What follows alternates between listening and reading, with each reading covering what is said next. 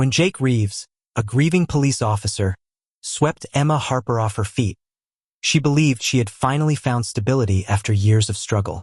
But love in the small town of Silver Ridge takes a dark turn as Jake's affection turns controlling. Her ex-husband's return stokes the flames of Jake's jealousy, igniting a chain of events no one could foresee. As secrets unravel and tensions reach a deadly climax, Emma must confront a terrifying truth.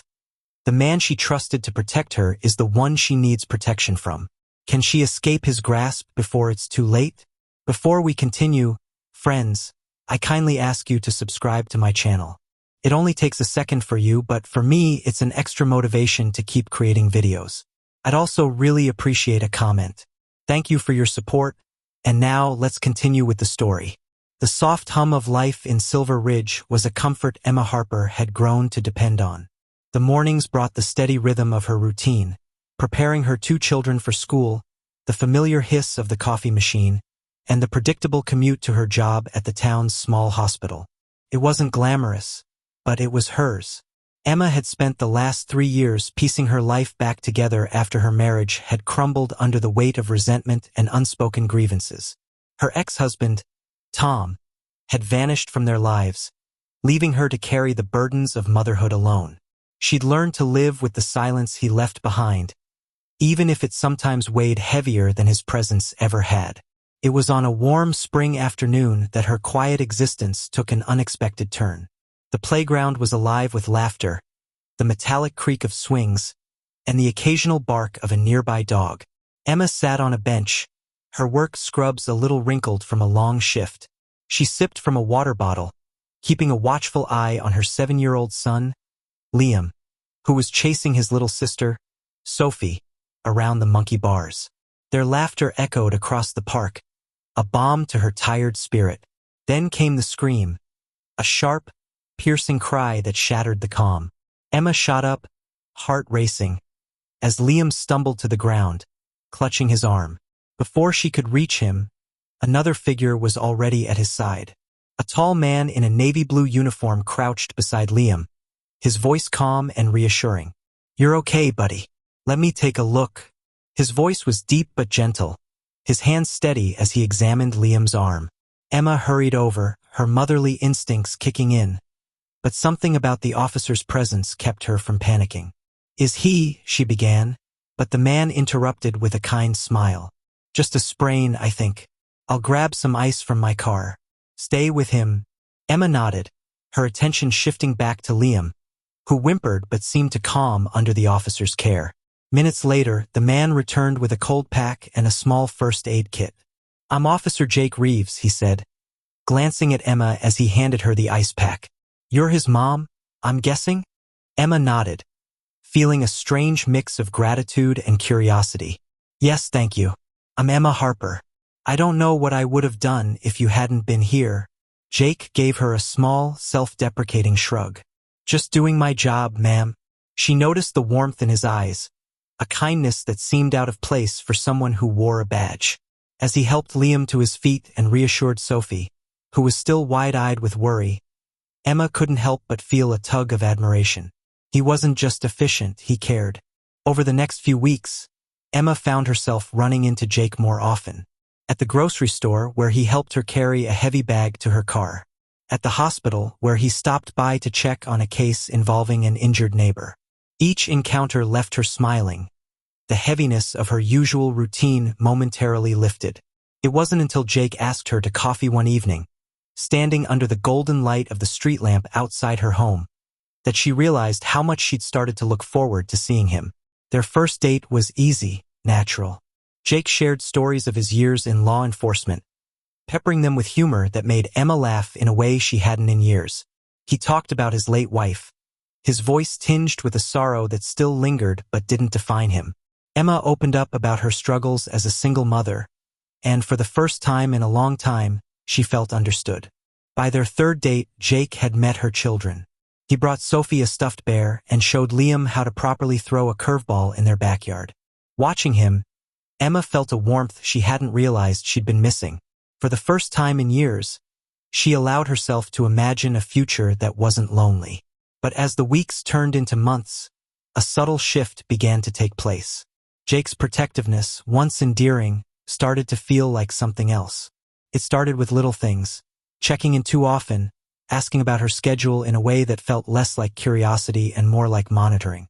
Emma brushed it off, telling herself it was his nature as a cop. But then there were the comments about Tom. "You shouldn't let him back into your life," Jake said one evening as they sat on her porch. His tone was light, but his jaw tightened. "He left you once. He'll just hurt you again." Emma frowned, surprised by the intensity in his voice. "He's their father, Jake. I can't just shut him out." Jake leaned back in his chair, his gaze fixed on the darkening horizon. "Just be careful, Emma. Not everyone deserves a second chance." It wasn't long after that conversation that Tom returned to Silver Ridge. He claimed to have changed, showing up with apologies and promises to be a better father. Emma was skeptical, but the children were thrilled to see him, and she couldn't deny them the chance to reconnect. Jake, however, was less forgiving. One evening, as Emma tucked the children into bed, she noticed Jake's car parked across the street. He wasn't due to visit, and when she stepped outside, he rolled down the window with a sheepish grin. "Just making sure everything's okay," he said. "Tom's back in town, and I thought—" "Jake," Emma interrupted, her voice firm but not unkind. "I can handle this." Jake nodded, but there was a flicker of something in his eyes, something that sent a shiver down her spine. As he drove away, Emma stood in the driveway, a knot forming in her stomach. For the first time since meeting Jake, she felt uneasy. She pushed the thought aside, telling herself she was overreacting. But deep down, she knew. Jake's affection was beginning to feel more like a cage, and the bars were closing in.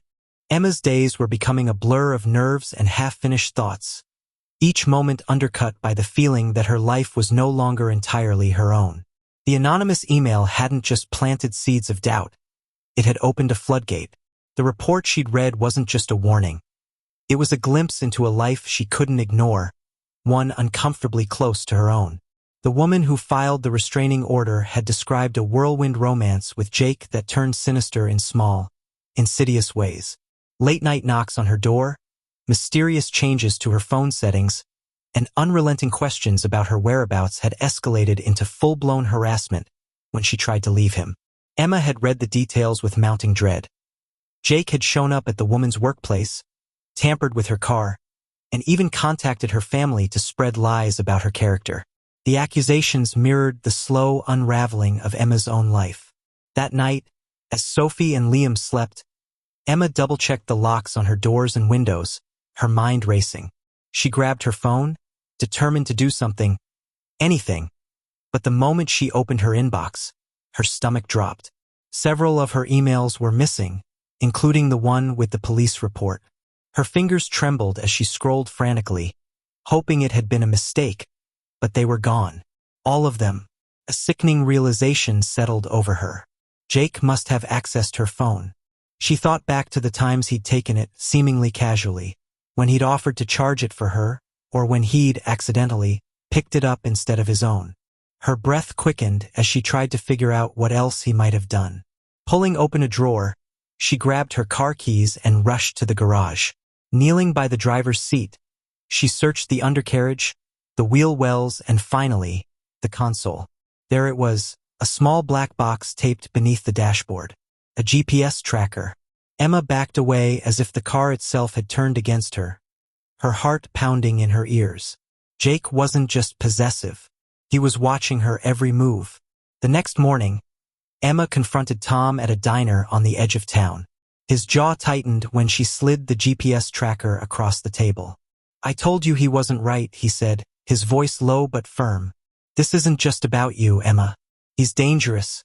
"I know that now," she whispered. "But what am I supposed to do? He's respected here. Nobody's going to believe me." Tom looked around cautiously, then leaned closer. "I've been doing some digging. He doesn't just have a restraining order in his past. There's another case. Someone who disappeared after filing a complaint against him. The police ruled it a runaway, but I don't buy it." Emma's hands tightened into fists. "Why didn't you tell me this sooner?" "I didn't have proof. I still don't. But now that he's targeting you, I can't sit back. Tom hesitated, his gaze softening. Let me help you, Emma. Please. Before Emma could respond, a shadow passed over their table. She turned to see Jake standing there, his expression unreadable, but his eyes locked on Tom. Morning, Emma, Jake said, his voice deceptively light. I didn't realize you'd be here. Her mouth went dry, but she forced a smile. Just grabbing breakfast. Tom wanted to talk about the kids. Jake's gaze didn't waver. Of course he did. He paused, his smile thinning. You don't mind if I join you, do you? Emma's stomach twisted. Actually, we were just finishing up. Jake's eyes flicked between her and Tom, his smile tightening. Good. I'll walk you out. She had no choice but to follow. Outside, Jake's demeanor shifted, his hand gripping her arm just a little too firmly. You know, Emma, he said, his tone measured, it's not a good look meeting your ex like this. People might start talking.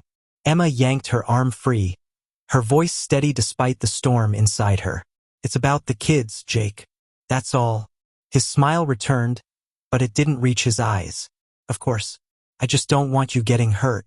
You can trust me to handle anything, or anyone. Who's a problem? That evening, Emma paced her living room, her mind a cacophony of fear and half-formed plans. She needed to get away, but every move felt like it was already being monitored. Jake knew too much, where she worked, where her kids went to school, even the layout of her home. She couldn't run without him knowing. A sudden knock at the door snapped her out of her thoughts. It was Jake, his face shadowed by the porch light. She froze, her pulse hammering as she debated whether to answer. But the knock came again, more insistent. Emma, he called, his voice smooth but firm. Open up. I need to talk to you. She took a deep breath and opened the door just enough to peer out. Jake, it's late. What's going on? His smile was tight, his hands shoved into his jacket pockets. I noticed your car was acting up. Thought I'd check it out. Her blood ran cold. What do you mean? Relax, he said with a chuckle. Just saw you parked funny earlier. Figured something might be wrong. Let me take a look. Her grip tightened on the door. It's fine, Jake. I'm sure it's nothing. He tilted his head, his smile fading. Why don't you let me decide that? Something in his tone made her stomach churn. It's late, she said, her voice firmer now. Please, just go home. For a moment, he didn't move. Then he stepped back, his expression hardening. All right, but if you need anything, you know where to find me. She locked the door the moment he was gone, her hands trembling. Across the room, her phone buzzed with a new email. The subject line read, You're not safe. Her heart pounded as she opened it. The email contained a single line of text. He won't let you leave. Emma stared at the screen, the walls of her home suddenly feeling like a trap. Whatever hope she had of escaping Jake was slipping away, and she was running out of time. Emma's days had turned into a series of silent battles. Her every movement calculated, her every breath measured. She had grown used to the constant hum of dread, like static in the background, ever present and impossible to tune out. It wasn't just Jake's looming presence. It was the feeling of being surrounded, trapped in a game where she didn't know the rules. The night after Jake had shown up at her door uninvited, Emma barely slept. She lay curled on the couch, her body rigid, listening for sounds that shouldn't be there. Every creak of the floorboards, every groan of the house settling, sent her heart racing. By dawn, her hands were trembling so badly she could barely hold her coffee mug. Her mind felt foggy from the lack of sleep, but her resolve sharpened with each passing minute. She had to act. If she waited any longer, Jake would close the trap completely. She decided to go back to the police station, this time determined to uncover more about Jake. Not to report him, that felt too risky, but to find someone who could give her more information. The officer who had spoken to her the last time had seemed reluctant but not entirely unwilling. Maybe he could help. The station was quieter when she arrived. The younger officer at the front desk glanced up and greeted her with a perfunctory smile. Looking for Officer Reeves again? He asked. No, Emma said quickly, glancing around. Actually, I was hoping to speak to someone else. I think his name is Officer Talbot.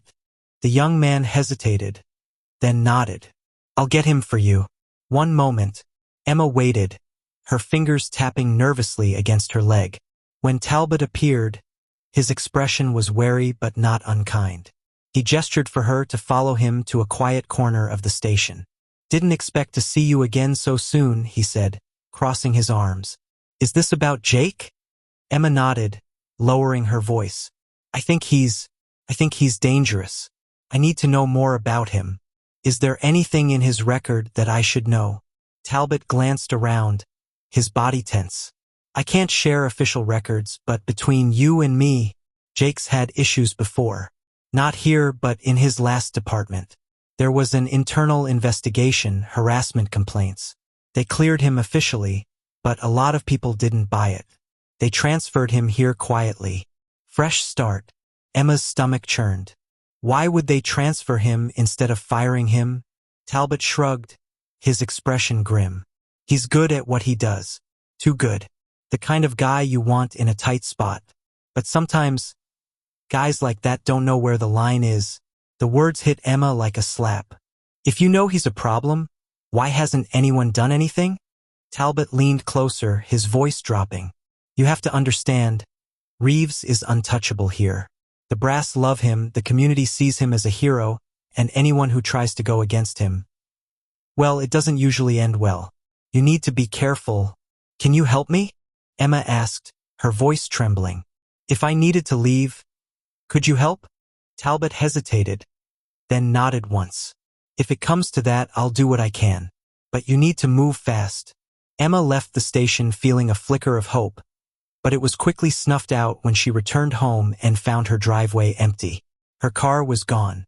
Panic surged through her as she searched the garage, the street, everywhere, but there was no sign of it. Her phone buzzed in her pocket. A text from Jake. Took your car for a tune-up. Thought you'd appreciate it. Her pulse raced. It wasn't a tune-up. He was tightening his grip. She called Laura, her voice shaky as she explained what had happened. Laura didn't hesitate. You're coming here. Pack a bag, grab the kids, and get to my place. Now. Emma hesitated. What if he's watching? Then I'll come to you, Laura said firmly. We'll figure this out together. Within the hour, Laura arrived, her small hatchback parked discreetly at the edge of the block. She slipped into the house, her movements quick and purposeful. We'll leave tonight, she said, handing Emma a burner phone. I've got a friend who can help us disappear. No questions asked. Emma's hands shook as she packed essentials for herself and the kids, her mind racing through every possible scenario. Laura stayed close, keeping watch by the window. As they loaded the car, Emma couldn't shake the feeling of being watched. The street was eerily quiet, but she knew better than to trust appearances. Let's go, Laura whispered, ushering Emma and the kids into the car. They drove in tense silence, every shadow and passing car setting Emma's nerves on edge. They were halfway to Laura's friend's safe house when Emma's phone buzzed again. She froze. Jake's name flashed on the screen. Don't answer, Laura said, her voice low. The buzzing stopped, then started again. This time, Emma let it go to voicemail. A minute later, the phone pinged with a text. Where are you? Emma's blood ran cold. She looked at Laura. He knows. They reached the safe house, a small, unassuming cabin at the edge of the woods, just as night fell. Laura's friend, a quiet, no-nonsense woman named Marcy, greeted them with a curt nod and ushered them inside. The cabin was sparse but secure, the windows reinforced and the doors bolted. You'll be safe here for now, Marcy said, but you need to figure out your next move. He'll be looking. Emma nodded, her mind racing. I just need time. A few days to think. But time wasn't on her side. The next morning, as she sipped coffee in the dim light of the cabin's kitchen, a sound outside caught her attention. Tires crunching on gravel. Emma's heart stopped. She peeked through the curtains, her breath hitching when she saw Jake's patrol car parked outside. The doorbell rang. Laura appeared, her face pale but determined. We don't answer. Not a word. The bell rang again, followed by a knock. Jake's voice came through the door, calm and steady. Emma, I know you're in there. We need to talk. Emma's chest tightened. How had he found them so quickly? Her mind raced, searching for an explanation. Had he followed them? Had someone tipped him off? Laura motioned for her to stay back, her hand resting protectively on Emma's arm. But Jake's voice grew firmer. Emma, I'm not leaving until you open this door. The silence in the cabin was suffocating. Emma's pulse thundered in her ears as she weighed her options. She had no idea what Jake would do if she refused, or worse, if she opened the door. The knocking stopped, but the stillness was more terrifying than the noise. Then Jake's voice came again, quieter now, but laced with something darker. You can't hide from me, Emma. You know that. Emma's breath hitched. The walls of the cabin seemed to close in, the air heavy with dread. She had no idea what Jake's next move would be, but one thing was certain. He wasn't giving up. The narrow road stretched ahead like a dark ribbon, flanked by dense, whispering trees that seemed to close in with every passing second. The soft hum of the engine was punctuated by the occasional gasp from Sophie in the back seat, her small fingers clutching Emma's sleeve. Liam sat stiffly beside her, his wide eyes darting toward the rear window, every shadow outside holding the promise of danger.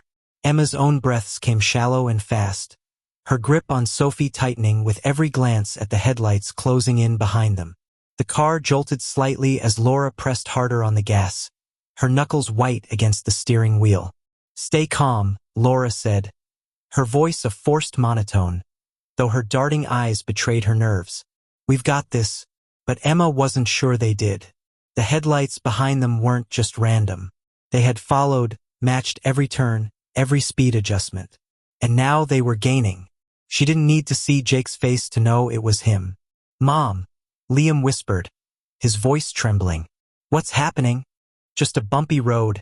Sweetheart, Emma lied, forcing steadiness into her voice. We're fine. The car behind them surged forward, the bright beams cutting through the darkness like knives. Emma felt the first impact like a punch. Metal on metal, the jolt knocking her against the seat as Sophie cried out. The car fishtailed briefly before Laura regained control, her curses cutting through the panicked silence. Hold on, Laura growled, jerking the wheel. The tires screamed as they took a sharp turn, gravel spitting up against the undercarriage. The acrid smell of burning rubber filled the car, and Emma felt her stomach lurch as Laura forced them onto a narrow dirt road that branched off the main one. The headlights behind them disappeared momentarily as Jake's car skidded to adjust. Is there another way out? Emma gasped, twisting to look at Marcy, who sat in the passenger seat, her face carved with lines of concentration. This road loops back, Marcy muttered, her voice tight. If we keep going, we'll hit a creek. There's a bridge, but... A sharp turn cut her off as Laura wrenched the wheel again, narrowly avoiding a fallen tree. Emma caught the briefest glimpse of Jake's car in the rearview mirror. It was back, gaining on them again, its bright beams flaring like a predator's eyes in the night. Marcy, Laura snapped. What's the bridge like? Old, Marcy said grimly, and narrow. If he pushes us there, we won't make it. Emma's stomach twisted. Then what do we do? Marcy turned, her dark eyes meeting Emma's. We stop him. Here. Before we get there. What? Emma's voice broke, disbelief crashing over her. Marcy's jaw tightened. Trust me. I've dealt with men like him before. Something in her tone made Emma pause. This wasn't just bravado. There was history behind those words, the kind of experience born from survival.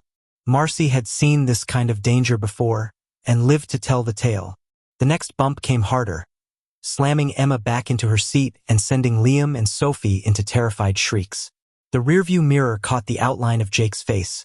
His eyes locked on them with a terrifying calmness. He wasn't frantic. He wasn't panicked. He was focused. Marcy turned back to Laura. Slow down. Let him catch up. What? Laura's voice was incredulous. That's insane. Just trust me. Marcy snapped, her hand already on the door handle. When I say, slam the brakes. Emma's pulse thundered in her ears as Laura hesitated, her foot hovering over the pedal. Another jolt from behind made the decision for her. Now, Marcy barked. Laura slammed on the brakes, the tires shrieking in protest.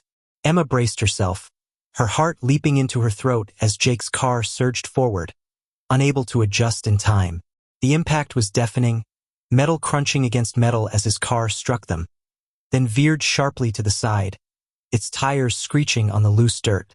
For a moment, the headlights disappeared entirely as Jake's car plunged into the roadside ditch.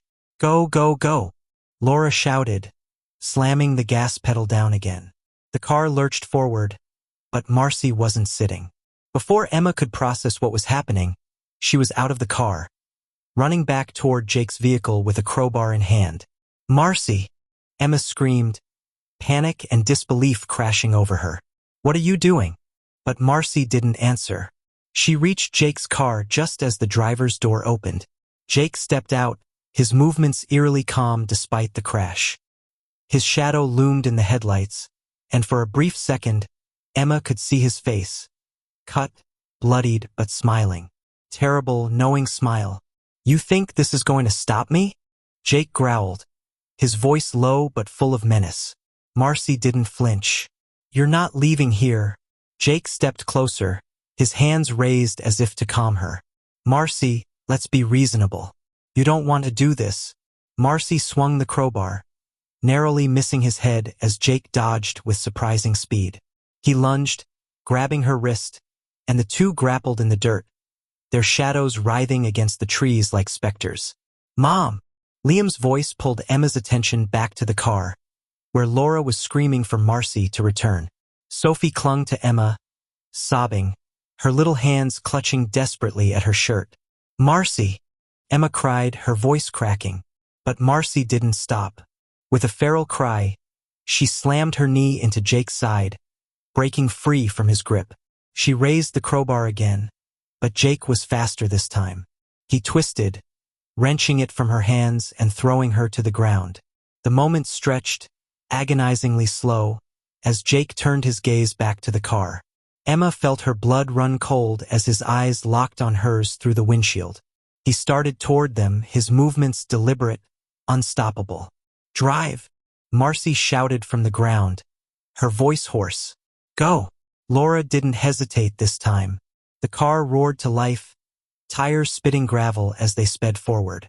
Emma twisted in her seat, her heart breaking as she saw Marcy still on the ground, Jake looming over her. But then, just as the car rounded the bend, a flash of movement caught Emma's eye. Another car, headlights blazing, barreled down the dirt road toward Jake and Marcy. The sound of a collision echoed through the night, but Emma couldn't see what had happened as Laura kept driving, the forest swallowing them whole. Emma's breath came in ragged gasps, her chest heaving as she clutched Sophie and Liam to her. Her mind raced with questions, fears, and one overwhelming thought. Had Marcy survived, or had they left her to face Jake alone? The car careened through the winding road, the narrow path barely illuminated by Laura's headlights. The roar of the engine drowned out Sophie's soft sobs and the occasional gasp from Liam. Emma sat rigid in the back seat, her knuckles white as she gripped the door handle, her eyes glued to the road behind them. There was no sign of Jake's car or the unknown vehicle that had crashed into him. Yet the silence didn't bring relief. It only amplified the terror that something worse was coming. "Marcy," Emma whispered, her voice cracking as the image of her friend lying on the ground replayed in her mind. She had never seen Marcy so vulnerable, yet still fighting with every ounce of strength she had. "We can't just leave her." Laura's grip on the wheel tightened. "She knew the risks, Emma. She told us to go. If we go back now, she could be dead." Emma snapped, her voice shaking with anger and guilt. "We have to do something. I'm trying to keep us alive." Laura shouted back, the strain in her voice betraying the fear she was fighting to suppress. "You think Marcy would want us to turn around and walk right into him?" Emma's retort died on her lips as Sophie clung to her arm, her small voice trembling. "Mommy, what's going to happen to us?" Emma pulled her daughter close, pressing a kiss to her forehead. "Nothing, sweetheart. Promise. We're going to be okay." Liam's voice broke through the tense quiet. "How do you know? He always finds us." The weight of his words hit Emma like a blow. She didn't know. Jake had already proven he was relentless, a step ahead of them at every turn. But she couldn't let her children see her doubt, couldn't let her fear become theirs. "Because I won't let him hurt us," she said firmly, though her hands still trembled. Laura exhaled sharply, her focus still on the road. "We'll call someone when we're safe. Marcy knew people, remember? They'll check on her." The rationality of the plan didn't ease the ache in Emma's chest. Marcy had risked everything for them. To leave her felt like a betrayal. The road ahead forked suddenly, and Laura hesitated for a split second before veering left. The car jolted as it hit a patch of uneven gravel, the sound of stones grinding beneath the tires echoing in the tense quiet. "Where does this lead?" Emma asked, her eyes darting between the road and the dark forest pressing in around them. "Off the main route," Laura replied. "It should buy us some time." Emma nodded, though her pulse didn't slow. The trees felt suffocating, their shadows stretching long and dark across the road like fingers reaching for the car. The sense of being hunted lingered, even in the absence of headlights chasing them. They drove in silence for what felt like hours, though Emma knew it couldn't have been more than 20 minutes. Finally, Laura slowed the car, pulling into a secluded clearing surrounded by dense foliage. "We need to stop for a moment," Laura said, her voice weary. "Figure out our next move." Emma helped the kids out of the car, their feet crunching softly against the gravel. The air was cold, and Sophie clung to Emma's side, shivering. Laura opened the trunk and rummaged through a small bag she'd packed earlier. "Here," she said, handing Emma a flashlight and a worn blanket. "Wrap them up. It's going to get colder." Emma took the blanket, draping it over her children as they huddled close. She knelt in front of Liam, brushing a lock of hair from his face. "We're going to rest here for a bit. Okay? Stay close to me." Liam nodded, his expression solemn. Sophie buried her face in Emma's shoulder, her small hands clutching at the fabric of her mother's shirt. Laura returned, her face pale but determined. "I have a signal," she said, holding up her phone.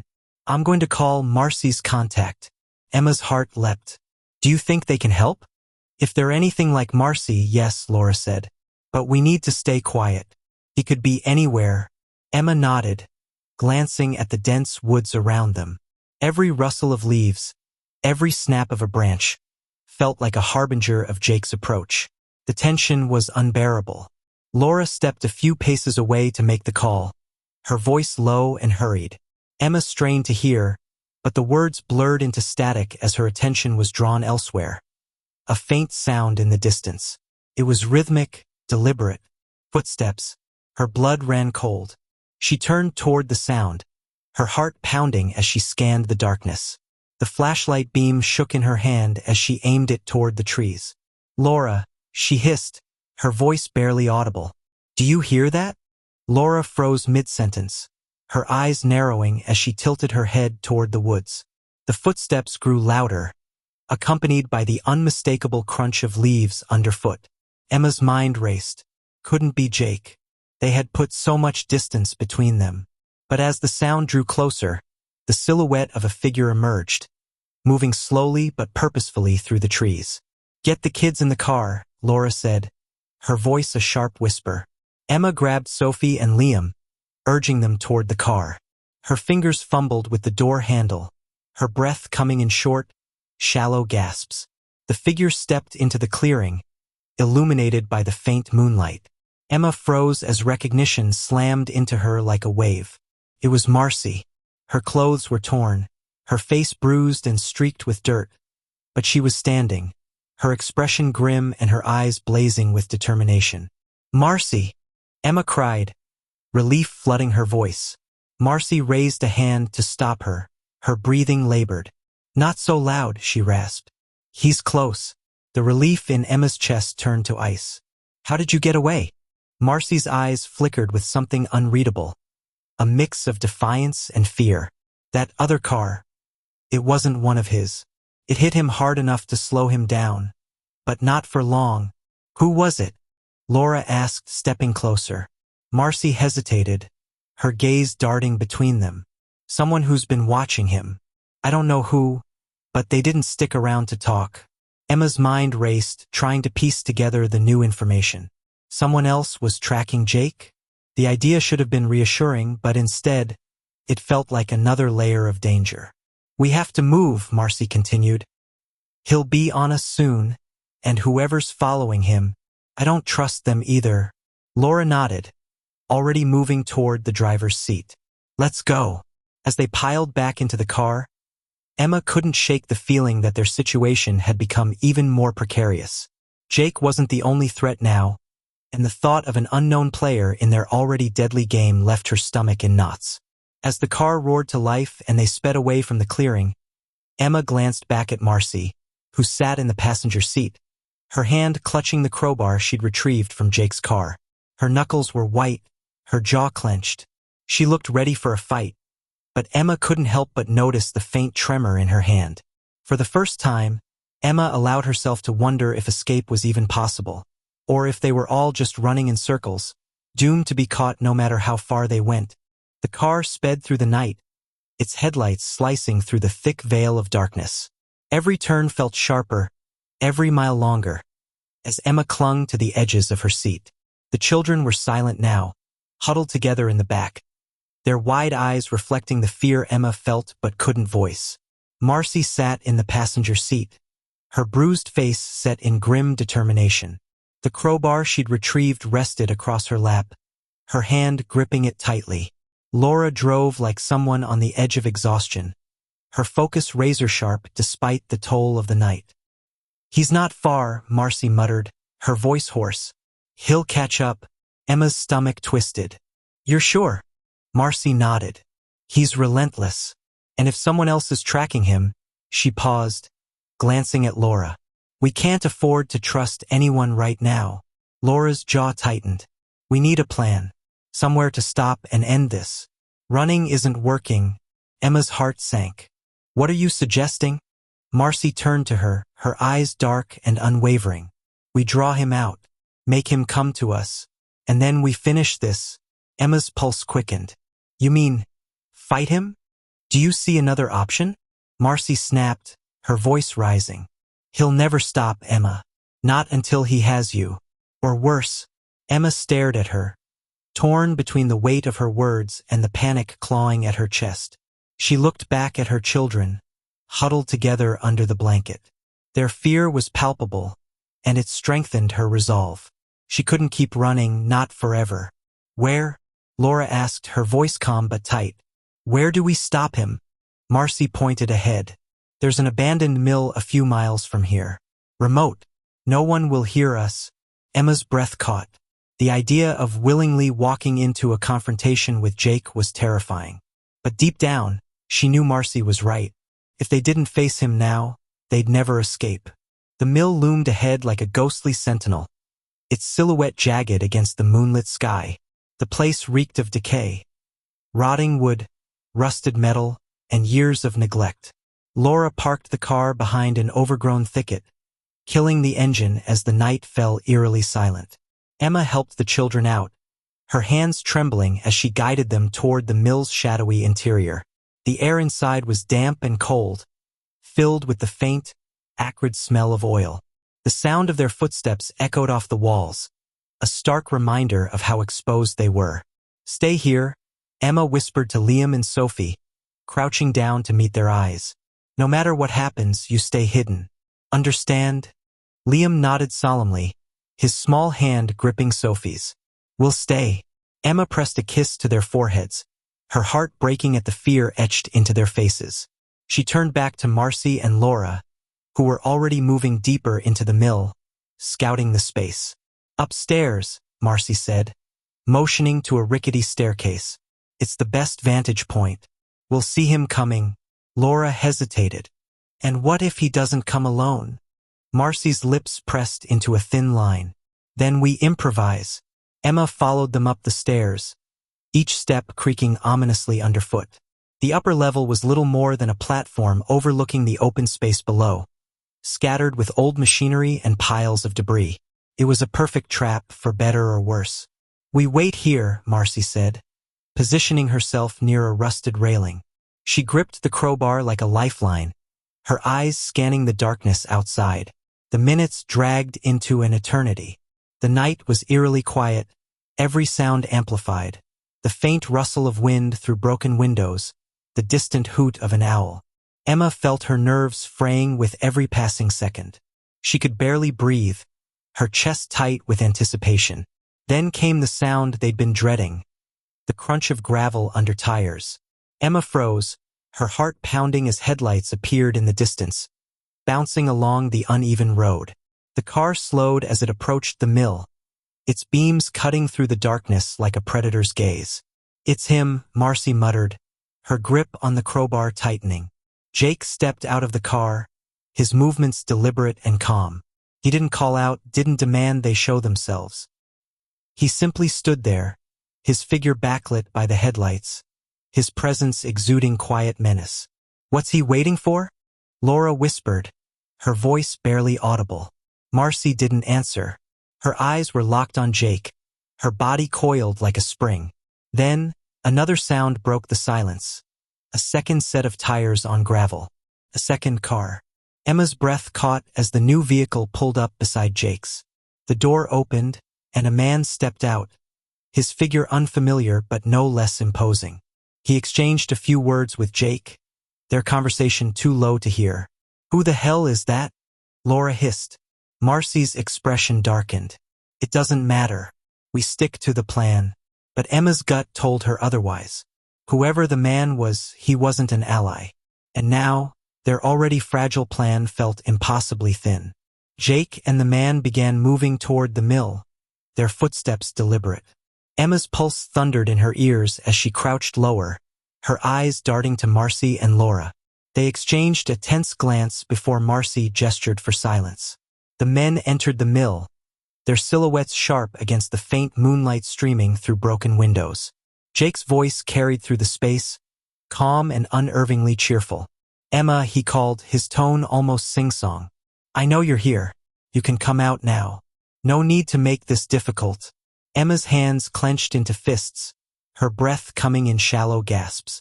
She glanced at Marcy, who nodded subtly. They had to wait until he was close enough. Jake continued moving, his footsteps echoing as he approached the base of the stairs. He paused, tilting his head as if listening. "I'm not alone, you know," he said, his voice dropping. "And neither are you." The words sent a chill down Emma's spine. Before she could process their meaning, a third figure stepped out of the shadows, a woman. Her face was partially obscured, but her posture was confident, her presence commanding.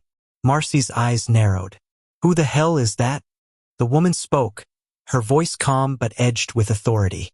"Let's make this simple. You come down, we take Jake, and this ends tonight." Emma's mind raced. Was this woman a savior or another threat? Jake's laugh cut through her thoughts, cold and sharp. "Don't listen to her," he called. "She's no better than I am." Marcy glanced at Emma, her expression torn. "What do we do?"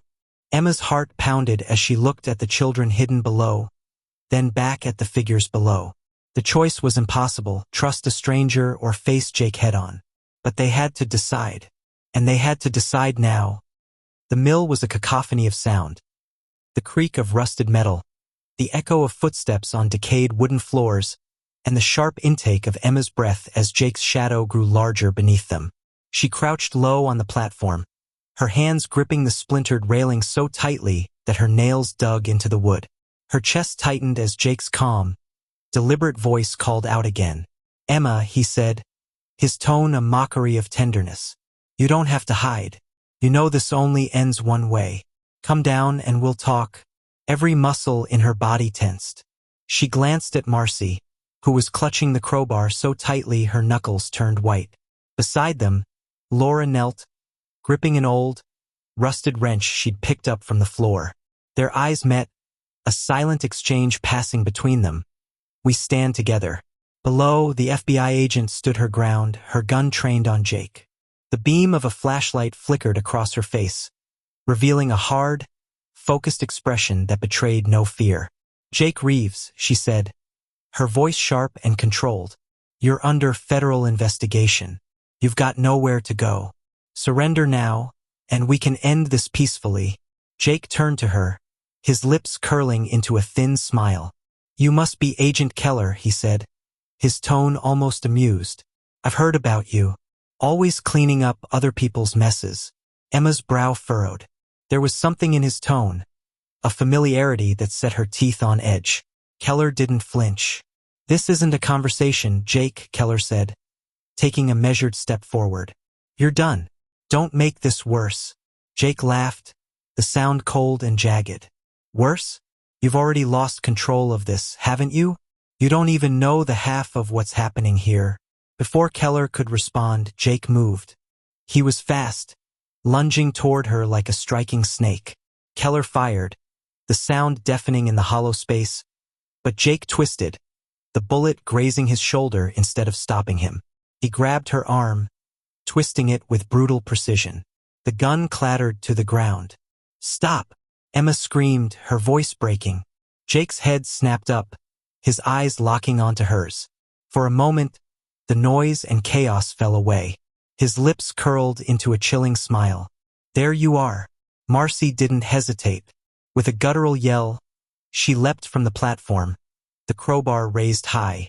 The sound of metal striking flesh echoed through the mill as she brought it down on Jake's arm. He stumbled, his grip on Keller loosening, but he recovered too quickly. His hand shot out, grabbing the crowbar and ripping it from Marcy's grasp. The struggle that followed was a blur of motion. Marcy fought with the ferocity of someone who had nothing left to lose, landing blows with her fists and knees even as Jake turned the crowbar against her. Keller, regaining her footing, dove for her gun, while Laura joined the fray, swinging the wrench with all her might. Emma's breath hitched as she watched, her body frozen in terror and adrenaline. But then she saw Jake raise the crowbar, his eyes locked on Marcy's prone form. Without thinking, Emma grabbed the nearest piece of debris, a jagged length of pipe, and ran. The impact was sickening, the vibration of metal against bone reverberating through her arms. Jake staggered, his grip on the crowbar faltering. He turned toward her, his expression one of pure rage. For a moment, Emma thought he would lunge at her, but Keller was there, gun back in hand. "Don't move," Keller barked, her voice cutting through the haze. Jake froze, his chest heaving, blood dripping from the cut on his temple. His eyes flicked between Emma and Keller, calculating. "You won't shoot me," he said, his voice low and taunting. "You need me alive." Keller's expression didn't waver. "Try me." The tension stretched impossibly thin, the air crackling with the weight of the moment. Then Jake smirked, his shoulders relaxing ever so slightly. "You think this is over," he said, his tone soft but chilling. "It's not. You'll never be safe." Keller fired. The shot hit Jake's leg, dropping him to the floor with a guttural yell. She moved swiftly, kicking the crowbar out of his reach and slapping a pair of cuffs onto his wrists. Jake didn't resist, but his eyes never left Emma. As Keller read him his rights, Emma stumbled backward, her hands shaking so violently she dropped the pipe. Marcy limped to her side, her face bloodied but defiant. Laura was already rushing to check on the children, who had emerged from their hiding spot, their faces pale and tear-streaked. Emma knelt, pulling Sophie and Liam into her arms. Her breath came in ragged gasps, the reality of their survival crashing over her like a wave. Tears streamed down her face as she held them tightly, murmuring words of comfort she wasn't sure they could hear. Keller approached, her expression softening as she looked at Emma. "It's over," she said quietly. "He won't hurt you again." Emma met her gaze, her voice barely a whisper. "Are you sure?" Keller hesitated, then nodded. "As sure as I can be." The drive away from the mill was silent, the weight of the night settling over them like a shroud. The first light of dawn crept over the horizon, painting the sky in soft hues of pink and orange. Emma sat in the back seat with her children, their heads resting on her shoulders as they drifted into an uneasy sleep. Marcy sat in the front, staring out the window, her face unreadable. Her hands were still streaked with blood, but she didn't seem to notice. Laura drove, her eyes fixed on the road ahead, her grip on the wheel firm despite the exhaustion etched into her features. For the first time in days, Emma allowed herself to exhale. The terror that had gripped her for so long was beginning to loosen its hold. But as the sun rose higher, illuminating the road ahead, she couldn't shake the feeling that this was only the beginning. They were free, but freedom was fragile. Jake's words lingered in her mind, a dark promise that haunted her even as the distance between them grew. You'll never be safe. Emma tightened her grip on her children, her resolve hardening. She didn't know what lay ahead, but she knew one thing. She would never stop fighting. Not for herself. Not for them. As the car continued down the endless road, Emma turned her gaze to the horizon. The past would always be there, lurking in the shadows, but so would the dawn. And for now, that was enough.